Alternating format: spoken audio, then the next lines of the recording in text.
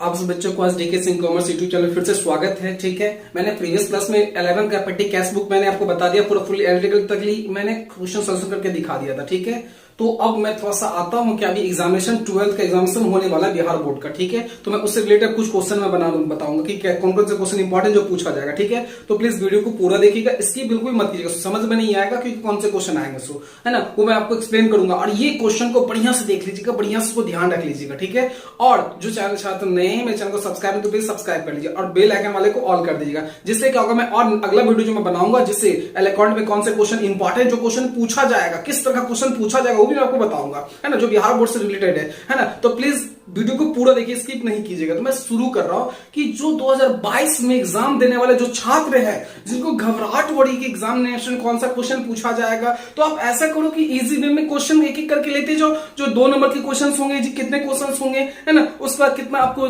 5 marks का question कितना होगा, ऑब्जेक्टिव्स कितने होंगे, तो बिल्कुल ध्यान एकदम नॉर्मल में आपको तैयारी करते जाना है, जिससे आपको प्रॉब्लम क्रिएट नहीं होगा। तो आज मैं थोड़ा शॉर्ट टाइप क्वेश्चन लेके चल रहा हूं जो 2022 में एग्जामिनेशन पूछने जो इंपॉर्टेंट क्वेश्चन है, बहुत ही इंपॉर्टेंट क्वेश्चन जो कि अकाउंट का है ना, जो अकाउंट से रिलेटेड क्वेश्चन है। और शॉर्ट में जो थ्योरेटिकल जो थ्योरी पूछा जाएगा उसी से रिलेटेड पूछा जाएगा। जो मैं भी बोर्ड पे ले रखा हूं 17 क्वेश्चन मैं ले रखा हूं, मैं आपको एक एक करके एक्सप्लेन कर दूंगा। और प्लीज आप लोग इसको क्या कीजिएगा, आंसर सर्च करके प्लीज उसी को ध्यान से मेमोराइज करके समझ के याद कीजिएगा, तो आपको समझ में आ जाएगा। ठीक, और नेक्स्ट वीडियो में सिर्फ प्रैक्टिकल क्वेश्चन अकाउंट का कौन सा उसके बारे में समझाऊंगा, कैसे कैसे उसका कोई मैं इसी तरह क्वेश्चन का प्रैक्टिकल लेके आपको देते रहूंगा, जिससे वो क्या होगा आपको जो भी याद करने वाला बात होगा आराम से याद कर सकते हो। ठीक है, तो मैं ले रहा हूं कौन कौन सा क्वेश्चन, शॉर्ट क्वेश्चन कौन कौन सा इंपॉर्टेंट। सो देखिए पहला क्वेश्चन क्या है, तो फर्स्ट क्वेश्चन क्या लिखेंगे, बिहार बोर्ड 2022 में जो कैंडिडेट 2022 में अपीयरिंग है एग्जामिनेशन के लिए देने वाले हैं, फरवरी में जो एग्जाम होने वाला है, तो उसमें जो है उसके लिए बहुत इंपॉर्टेंट क्वेश्चन है, वेरी वेरी इंपॉर्टेंट क्वेश्चन है। ठीक है, इसके लिए आप एग्जाम क्या है इसका नोट्स तैयार कर लीजिएगा, आंसर से बना लीजिएगा, उसके बाद आप उसको ध्यान से देखिएगा। ठीक, आप देखो सबको शॉर्ट में पहला क्या है, आय एवं व्यय खाता क्या है, इनकम एक्सपेंडिचर अकाउंट क्या है, इनकम एक्सपेंडिचर अकाउंट क्या है, यही है। तो आय और व्यय खाता क्या है, मैं थोड़ा सा बता देता हूं। आय मींस क्या होता है, इनकम, एक्सपेंस का खर्च। तो आय मींस होता क्या है और व्यय खाता, ये एक ऐसा खाता है जो एक नॉन प्रॉफिट ऑर्गेनाइजेशन के द्वारा तैयार किया जाता है, गैर व्यावसायिक संस्था के द्वारा तैयार किया जाता है ये खाता। और इस खाते में कितना इनकम हुआ और कितना खर्चा हुआ वो देखा जाता है। इस संस्था का मतलब इस संस्था का उद्देश्य क्या होता है, लाभ कमाना नहीं होता है, इनका उद्देश्य क्या होता है कि समाज का कल्याण करना। इसमें प्रॉफिट जो होते हैं सबके बीच में बढ़ता नहीं है, बल्कि वो संस्था में ही रह जाता है। तो इसमें जो भी प्रॉफिट जो भी इसमें प्रॉफिट नहीं, इसमें जो भी इनकम ज्यादा होगा तो सरप्लस निकलता है। सरप्लस जो निकलेगा उसको बोलते हैं excess of income over expenditure. Suppose अगर एक्सपेंडिचर ज्यादा हो जाता है, क्या हो गया, एक्सपेंडिचर ज्यादा हो गया, तो क्या निकलता है, डिफिशिएंसी क्या निकला, इसको डिफिसिट बोलते हैं, deficit, excess of expenditure over income के ऊपर निकल गया। तो आप ये जो बनाया था आय व्यय खाता, एक गैर संस्था के द्वारा जो बनाया जाता है ना, और ये एक नॉमिनल अकाउंट है, नाममात्र खाता है। कौन सा खाता है, नाममात्र खाता है। तो ये आपसे पूछा था कि आय व्यय खाता क्या है, तो आप इसी पे एक्सप्लेन कर लोगे नोट्स बना के, पहला क्वेश्चन समझ में आ गया होगा। दूसरा उसी चैप्टर से रिलेटेड प्राप्ति एवं भुगतान का आय व्यय खाते में कोई 2 डिफरेंस बताना, कोई 2 अंतर बताना आपको। तो यही आय व्यय मतलब प्राप्ति और भुगतान खाता क्या है, रिसिप्ट एंड पेमेंट अकाउंट लिखा भी है, देख लो यहां लिखा ही होगा, choose difference between receipt and payment account and income and expenditure account. Receipt और पेमेंट अकाउंट और इनकम एक्सपेंडिचर को 2 डिफरेंस बताने हैं। तो रिसिप्ट और पेमेंट अकाउंट वो होता है, ये भी एक ये मतलब गैर संस्था को तैयार किया था, कितना इसने प्राप्त किया और कितना उसने पेमेंट किया, ये एक रियल अकाउंट की तरह बनता है। मतलब क्या, ये जो आपको बना रहे हो वास्तविक खाता की तरह, कितना आया कितना गया, कितना आया कितना गया, इस पे ध्यान देते हैं। तो ये एक आपका कौन सा खाता है, एक रियल अकाउंट है। कौन सा अकाउंट है, रियल अकाउंट है। ठीक है, तो आप समझ गए होंगे, इसमें कोई प्रॉब्लम तो नहीं होता, प्राप्ति भुगतान खाता क्या है। ठीक है, अब हम आगे बढ़ते हैं क्या, तो इसके बाद नेक्स्ट क्वेश्चन कौन सा, सो देख लो क्या, कंपनी क्या है। कंपनी आप तो जानते हैं, कंपनी कृत्रिम व्यक्ति, दैट मींस जो एक विधान के द्वारा लीगल तौर पे निर्माण किया जाता है, एक विधानिक मींस लीगल नेम होते हैं उसके। ठीक है, ये भी क्वेश्चन इंपॉर्टेंट, ये भी आप देख लेना बढ़िया से।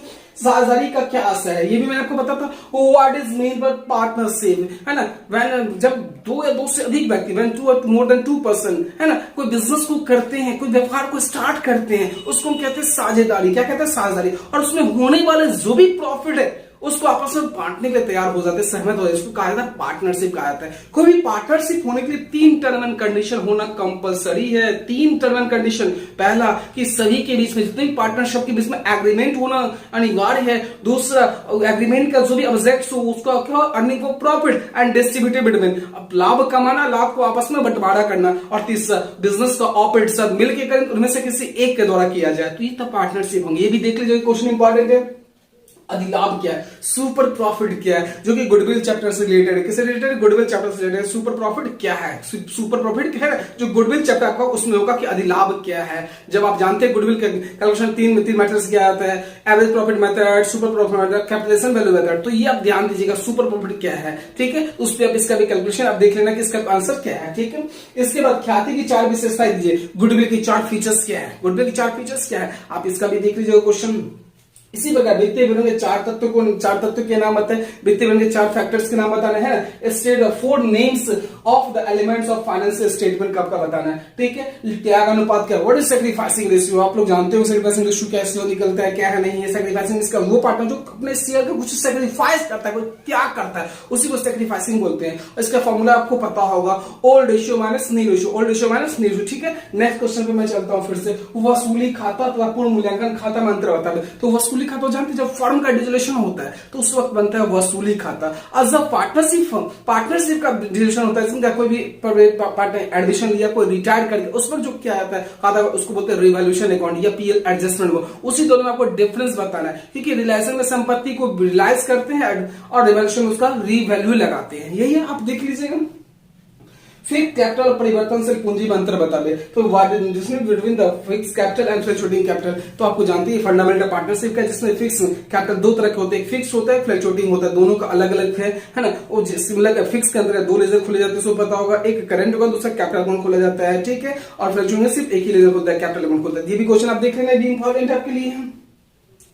अंश एवं ऋण पत्र में अंतर बताए, अंश ऋण पत्र में अंतर, difference between the share and debenture, share क्या है और ऋण पत्र क्या है, शेयर क्या है, ऋण पत्र क्या है। अब मैं जब शेयर चैप्टर पढ़ा तो मैं बताऊंगा शेयर क्या है। ये शेयर क्या होता है, स्मॉल छोटा छोटा जो टुकड़ा होता है कंपनी का, वो शेयर में बटा होता है। और ऋण, जब कभी किसी से व्यक्ति से ऋण लेते हो आप उसको प्रमाण के रूप में देते हो, वही ऋण पत्र कहलाता है। इससे दोनों डिफरेंस बताना, ये भी इंपॉर्टेंट क्वेश्चन है, ठीक है। निजी कंपनी, और ये 2 विशेषता बताने, give 2 features of A private company का आपको 2 विशेषता बताना है, ठीक है। वित्तीय विवरण का उद्देश्य क्या है, वित्तीय विवरण के आपको ऑब्जेक्टिव्स बताना, क्या उसका उद्देश्य क्या है, सो बताना है, ठीक है।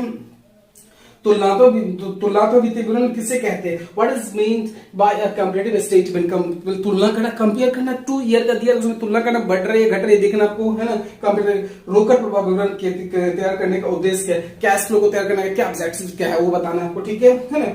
एक सार्वजनिक फर्म के पूर्ण गठन से क्या आशय है, what is mean by the recognition of partnership firm, ठीक है। और सार्वजनिक के समापन और फर्म के समापन में अंतर करें, है ना। Distribution the dissolution of partnership and dissolution of firm, ये क्वेश्चंस आपके इंपॉर्टेंट क्वेश्चन थे, ठीक है।